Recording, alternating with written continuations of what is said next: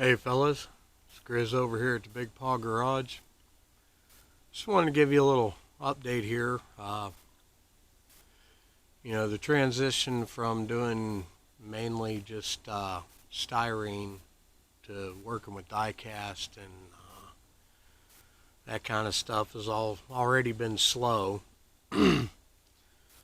But to add to the chaos, we're going to be moving over the next week. So I'm kind of getting slowed up a little bit more. But that's okay because where we're moving to is a bigger place. I'm actually going to have a workshop that's, an actual workshop to be in.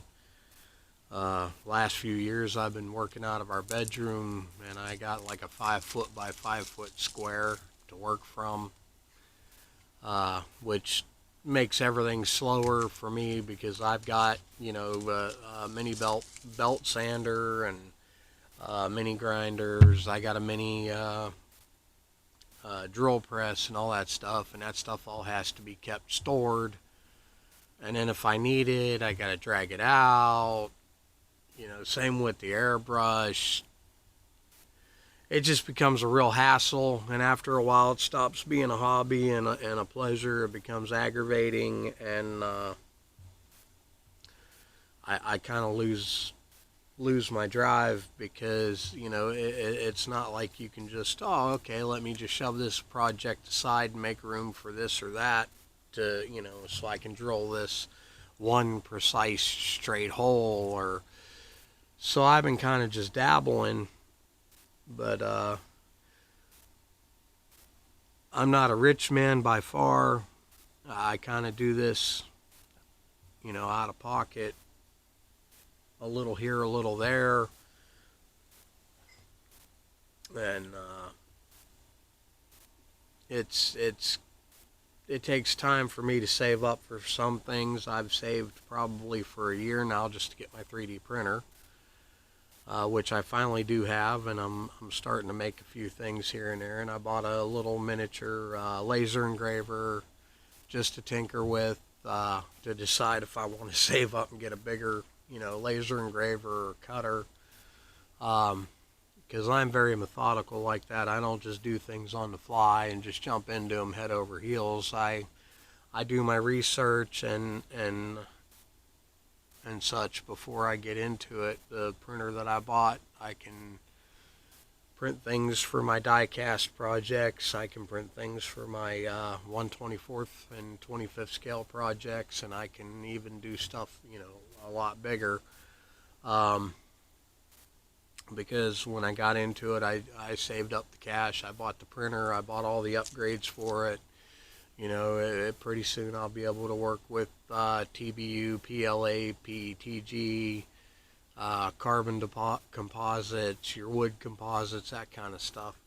But all that aside, I'm in full Monty with this shop truck build from Deep Junk. I don't know too many people out here anymore. A lot of the guys who used to belong to the YouTube modeling community, they've kind of drifted apart, and there is no more YouTube communities. So it's, I'm having to learn Instagram and deal with Facebook, which I hate with a purple passion, because to me Facebook ends up being nothing but a bunch of drama and stuff that I'm really not into.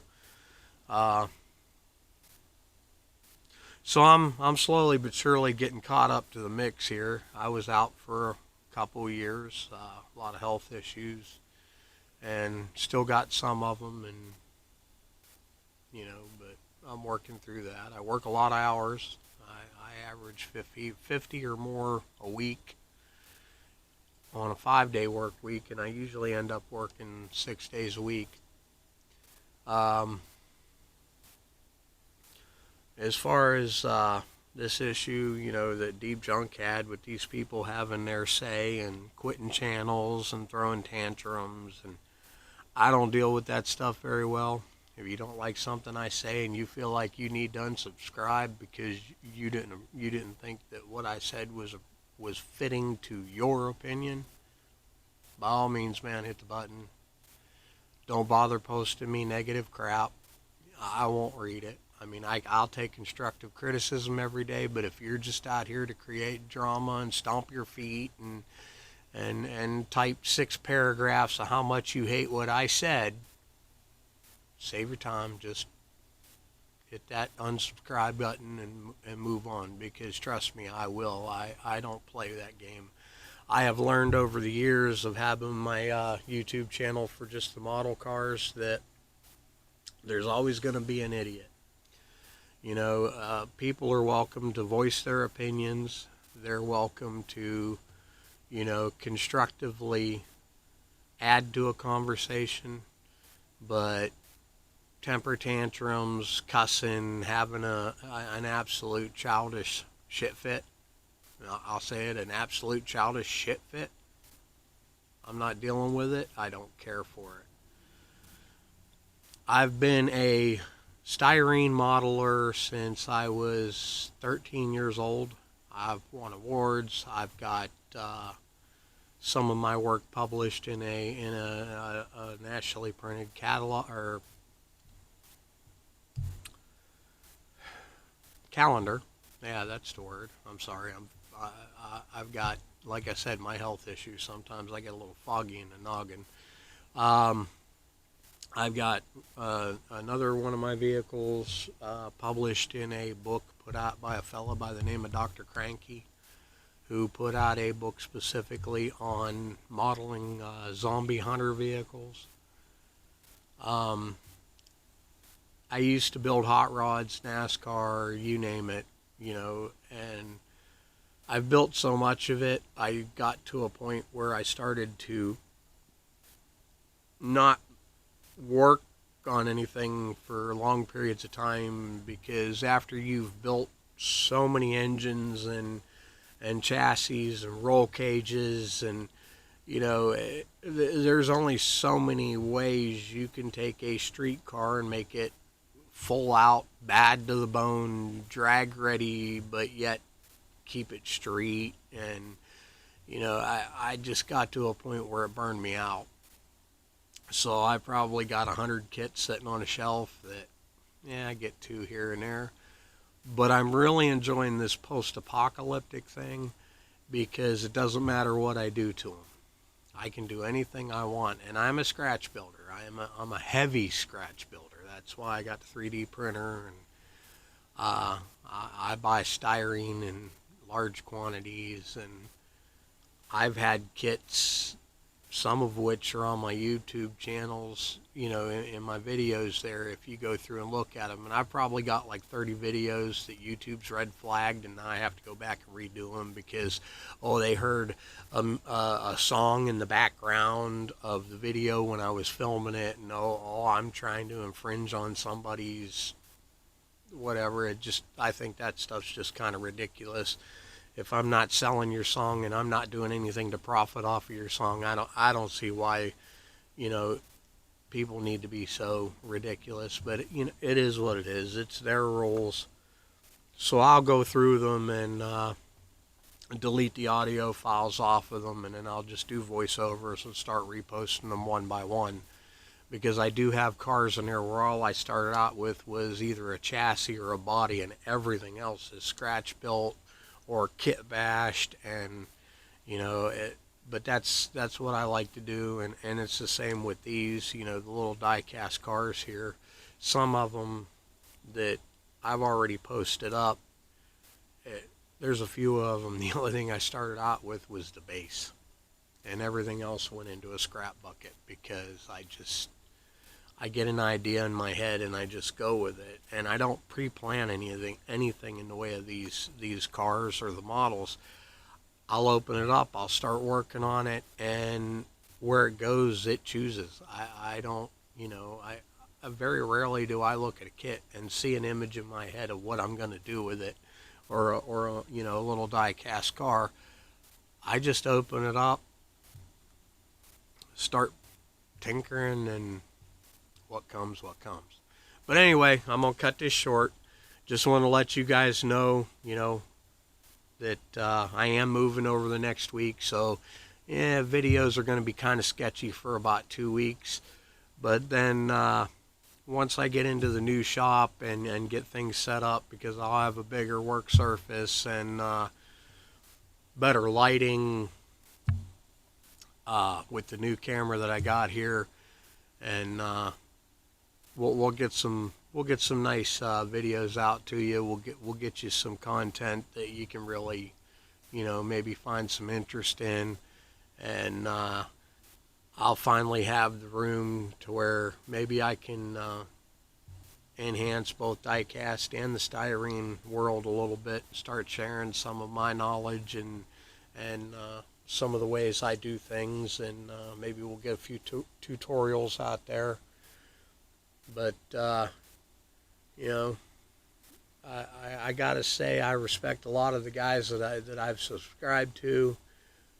Keith at Outlaw Speed Shop, and Danny's Diecast Disasters. That dude cracks me up. Same with Marty over at his channel.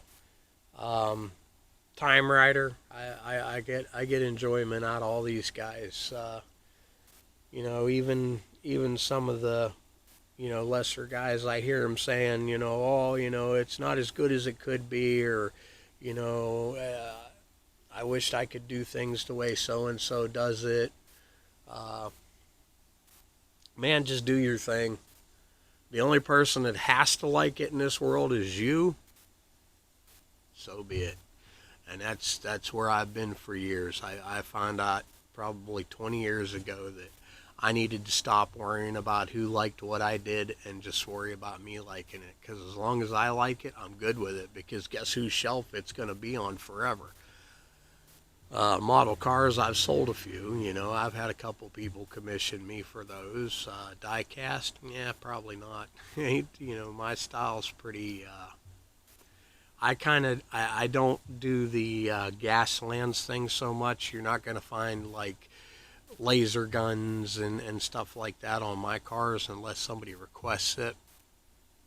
I try to stay true to form, to the original, background of these things, and to where the Gaslands game and Car Wars, that kind of stuff came from, which was the Mad Max movies. And according to the Mad Max movies, this is all post-apocalypse type deal. And if you watch the movies, there's a lot of rust. You don't see pretty painted bodies, and you see cars hatcheted together from trucks, and trucks hatcheted together from cars, and so that's what I try to stick with. I try to run with the whole Mad Max series, all the way up through Fury Road. I had a couple of guys say, well, Fury Road's unbelievable because if you look at where Mad Max left off, and I'm like, well, if you look at Fury Road, you're talking about, this is far enough down the road where the Road Warrior kind of stepped into it a little bit, because that whole crew was making gasoline. So who's to say that, there aren't deposits of things still around, and this guy figured out how to start making gunpowder again, and now they're making bullets, and this one found an underground water source that wasn't contaminated, and so I'm okay with that storyline. I thought it was a great movie, and I love the way, they built the cars. And so I'm working through that. That's kind of where I'm at with all the stuff that I build. But I can run with anything, zombie hunters. You want to go with post-apocalypse, zombie type stuff. Okay, yeah, I can go with that. And, my models that I did just specifically for that, they speak for themselves. Anyway, I'm rambling on here and I need to stop because it's been so damn long since I've actually had time to do a real video or speak to anybody. Anyway, I'm Grizz, Big Paw, Garage. Catch you on the flip.